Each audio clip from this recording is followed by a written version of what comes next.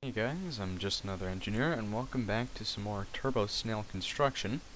So last time we finished off by adding in this address selection system. Some of you guys said it is still a multiplexer, and I guess, yeah, it is kind of a multiplexer.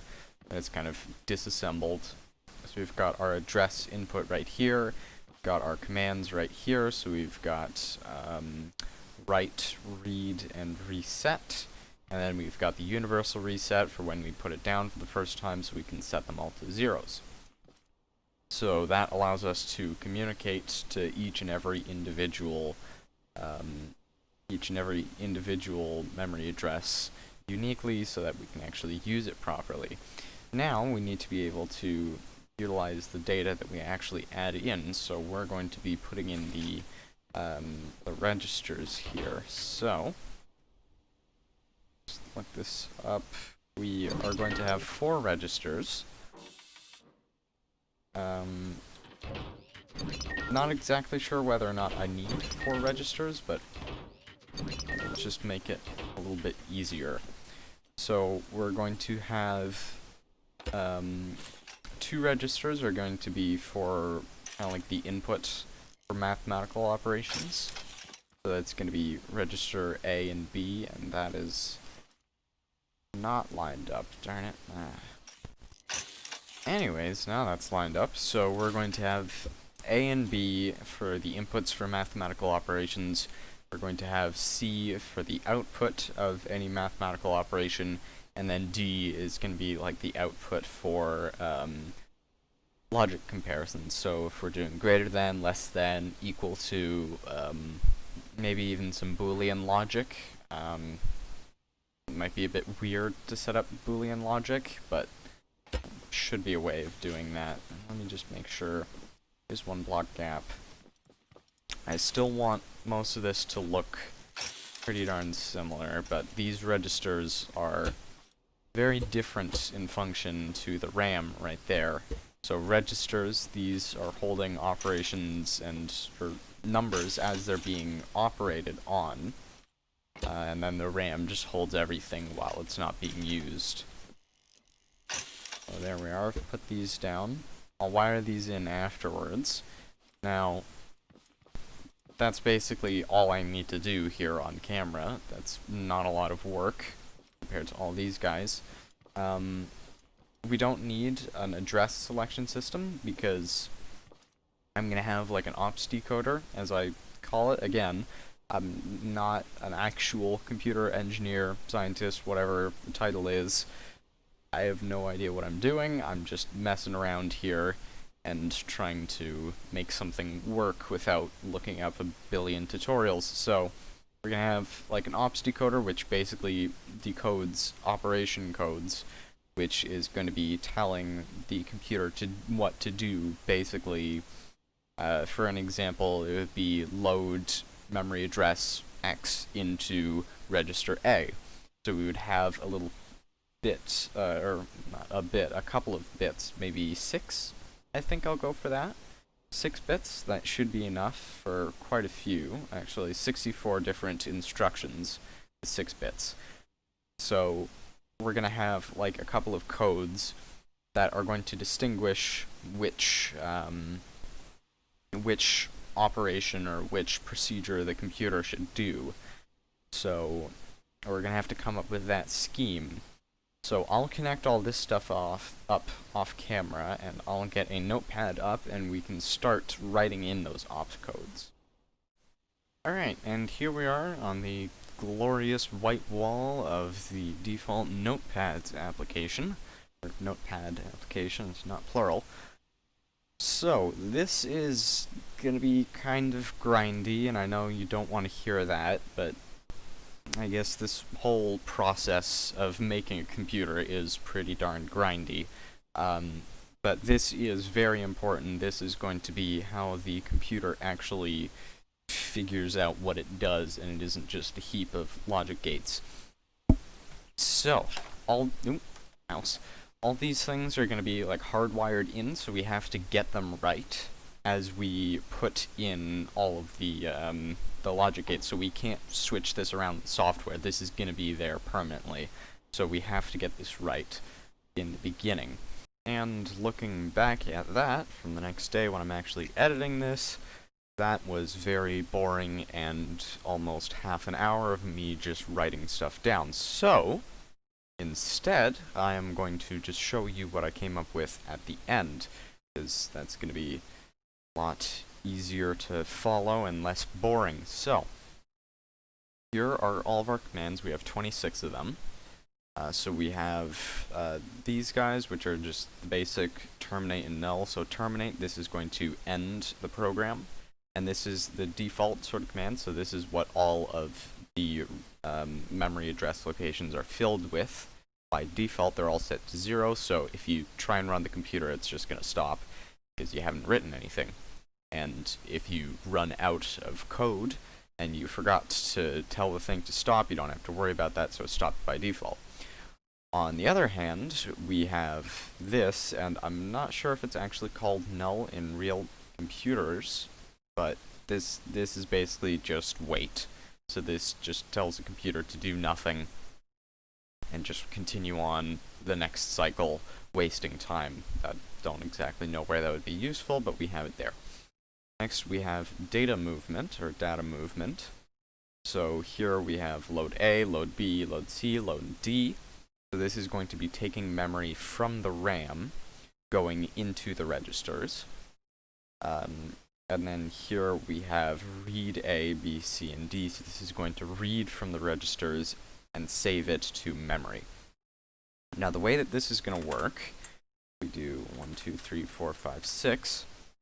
This right here is our ops code that is going to be at the beginning of an instruction, and then we're going to have 1, 2, 3, 4, 5, 6, 7, 8, 9, 10 for a total of 16. So these are our 16 bits.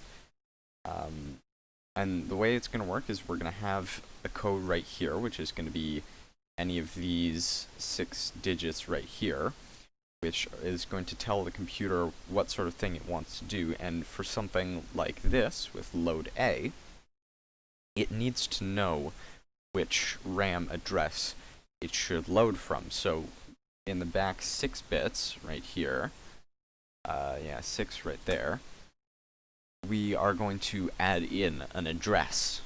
So right here we would have 000100 as load A. So that's going to tell the computer I want to load some memory address into register A. And then back here, so that's right there.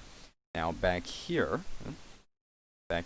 we are going to have the actual memory address. So we're going to put in whatever address we want it to access from. And so that's going to be put into the memory, and then that's going to deal with it. There we go. Actually, I don't need this anymore.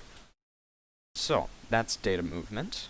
Very simple, going to and from the registers and the memory. Next we have data manipulation. So this is going to be your calculations and comparisons. So we have addition, subtraction, and multiplication. I'm not going to do division just yet. I've left a spot for it. I'll get back into my scheme here after I'm done. I've left a spot for it, but I have no idea how to do multiplication. I don't know how to do division. I've gotten multiplication down barely. Subtraction and addition are really easy. The challenge is going to be making it fast enough. But we'll figure that out when we get to it. For now, I'm not going to worry about division because we can do that as a program and not as a hard-coded device. Next, we have the comparisons. I don't know exactly what category you'd put these in, but greater than, equal to, and less than. So self-explanatory. You just put in 2 numbers and then you tell it to compare, is it greater than, is it equal to, or is it less than, and it'll output a bit for yes, and it won't output a bit for no. And that could change in the future when we're actually implementing it, but just for now, these are the codes on how to tell the computer what we want to do. Then after that we have AND, OR, exclusive OR, and NOT. So this takes a 1-bit input and basically just puts it through one of these logic gates, and then we'll output back to it. This is probably going to be one of the easiest things to actually implement. Next we have operations management. So this is moving away from the actual data that we're dealing with, and this is moving into how the computer will function. So these are jumps. I might add in some more stuff if we need to, but here we have a jump command, and just like the data movement right here, we're going to have the last 6 bits, and that's going to correspond to which instruction we should jump to. So we're going to have an instruction counter, which is going to be constantly going from 0, 1, 2, 3, 4, all the way up. This is going to let us jump to a specific one, so the last 6 bits of code we're going to input. We're going to input a number that is going to override. So let's say we had jump 3 on the 5th instruction, so it would go 0, 1, 2, 3, 4, 5. It hits 5, that is a jump command, and tells it to jump to 3, so it goes from 5 back to 3, and then increments as normal, back to 4 and back to 5, and then it hits 5, hits the jump command again, goes back to 3. This is kind of useful, but there's no way of breaking out of that loop. So here we have jump if positive. So this will check the jump if a certain number is positive. So we'll tell it to check a memory address and see if it's positive, and if it is positive, then it'll jump to the next one. And then likewise here with jump if 0, we're going to have it jump back to 0 if the condition is true. Now, the last thing we're going to have here is device sharing. This is sort of the unknown field. This jump management, I've never done it, but I feel like I have a general idea as to how to do it. Here with device sharing, I've never done this before, so I'd like to be able to connect this to a friend's computer that is compatible and have them share resources or share RAM. So we'll come up with those systems, but these are the 3 things that I think would be useful. We have send ping, so that's just a 1-bit line to send over. I don't know exactly what that would be used for, but the programs are basically going to determine what those pings are used for. So that's going to send over a ping into a register that stores it for the computer.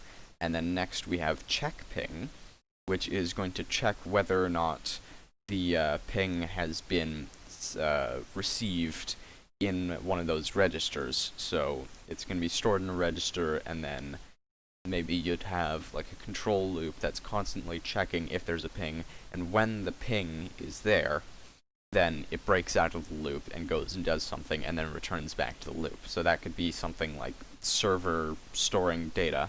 And then after that we have send data, which is going to send it to a temporary address, or a temporary register. So actually I should probably add something else, but we'll deal with that later. So this will send over data through a bus going to a different computer. So that's how all of this stuff works. So with these numbers here, you can really set whatever you want for these numbers. It doesn't really matter. I could make all of these random so long as they're unique.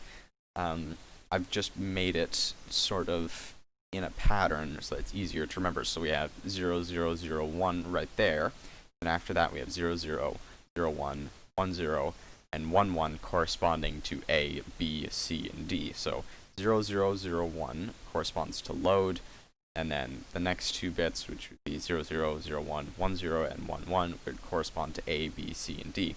And it's the same thing down here for read. But instead we have 0, 0, 1, 0, and then after that 0, 0, 0, 1, 1, 0, 1, 1 for A, B, C, and D. And that basically goes down, except for instead of using A, B, C, D, we use the more relevant things. So 0011 is for a mathematical operation, then we have 00 for addition, 01 for subtraction, 10 for multiplication, and then 11 for division if I add it in, so that's where I've left room for it. I'm not going to make another command 001111, if I remember to say that correctly. So I've left a spot for it if we actually need it. And that continues for everything, so everything is nice and unique. It doesn't matter what we set it as of the computer, because we're going to be hardwiring this in, as I said yesterday, but it's better to keep it nice and organized. So that is all of our stuff, so I'll send you back to yesterday me. Pretty sure I resume back when I am counting up how many of these we have, and then I'll be talking about how we're going to set up that control logic. I'll go and see my old computer and take reference from that. Hopefully this video isn't too long. Sorry about that. So here you go, returning to the past. 19, 20, 21, 22, 23, 24, 25, 26 different operations so far. So we need a multiplexer, basically. So we're going to have two parts to this, and actually I'm going to bring up the computer version 2. This bad boy. Come on. Oh, please don't lag the game. Oh, that's nice. So stop flashing. Here's how I have it set up in this computer. We have our ops code, or our ops decoder, or, jeez, words. We have our instruction register right here. So that takes in whatever we want from the RAM location that we've specified, stores it in here. You can see right here, I did it with 5 bits right here, because this is, well, you know, I didn't really need that many operations, and I probably still won't need that many for my new computer that I'm building now. But right here, we have 5 bits that are reserved for the decoding of things. And then these, I forget exactly how. Pretty sure I just hardwired them in. So these are constantly going through here and being fed into this. This is probably the least efficient multiplexer, but it still works. So we have a multiplexer here, which is deciding what we actually have, like what code we have, so what has been specified right there. And then these are all fed over into these timers right here, and these, I don't know why I set these as timers. So this probably isn't even all that useful, but hey, it's there. So I guess it's just like sort of a physical separation. So right here, this is what's decoding what we have to do. So this is the thing that's actually telling the computer X means this, Y means this, all the different ones and zeros at the beginning of the byte means this. And then this is the part, I've just dragged it over, this is the part that actually coordinates all of it. So if we look at this guy right here, I'm pretty sure this is like right from register D into memory. So we can see right here, this is telling this guy to send the address information over to the memory. And then it's also coming over here, right in there, to tell this to read its contents. And then it's also going over here to tell this guy to write to whatever address it's been input and whatever it's getting from the data lines. So that's how this computer is going to work as well. We're going to have sort of a like multiplexer right here, which is going to be hopefully a bit more clean set up in here. And then we are going to have the actual like control logic, and this is the stuff that's hardwired that I was talking about that we can't change afterwards, or well, we could change it, but spaghetti fest after a while. So this is going to be the hardwired stuff. Let's just get rid of that. And I don't really want to make these videos too long, so I'm probably just going to stop the recording right here. I'm going to record some more stuff probably tomorrow night, so before I even upload this video that you're watching right now, I'm going to record more stuff of more construction. I'm going to wire this stuff in while I'm not even able to record. So I'll be making episode 5 before episode 4 is, or this episode is even uploaded. So, should have already finished that stuff. Just because I want to get as much stuff recorded as possible, and I haven't really done much. I've just written down everything that we wanted to do, and I've welded 4 chunks that we've already made. So, I guess that's everything for this episode. Real quick before we go, I've found some interesting statistics on YouTube, of course, because, you know, this is kind of my project, passion project on YouTube, I guess. So I'm obsessively looking at the analytics. Turns out, after like the first 2 or 3 minutes, only about 20% of the people actually keep watching. But then after it drops down to 20%, all of you guys watch through. So there are the random people who just click on at the very beginning and are like, oh, this is crap, I'm not going to watch this. And then after that, that weeds out everyone who's actually very committed to this. So thank you to you 20% who have made it to the end, but it's probably more like 15 or 10 in the last 2 or 3 minutes.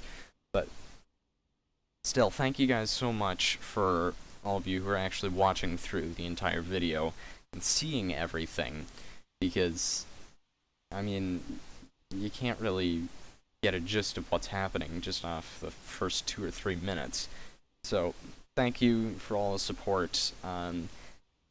As always, leave me comments for any suggestions or recommendations on how I should do things, anything for improvement, any music that you hear if you want to change anything, or, well, not change anything, but like give suggestions and constructive feedback, because I make that music myself, and I've only been composing for 6 months or something, so both here in the game and in the music software, I have no idea what I'm doing, and it's very hard to get feedback properly. So please, if you feel like something's off, tell me in the comments. Constructive criticism and feedback is always accepted. Thank you for watching the videos all the way through. Hopefully we can turn this into something great. So, enough of me talking and more of you guys doing whatever the heck you want with your lives. So, I will see you guys in the next episode. Goodbye.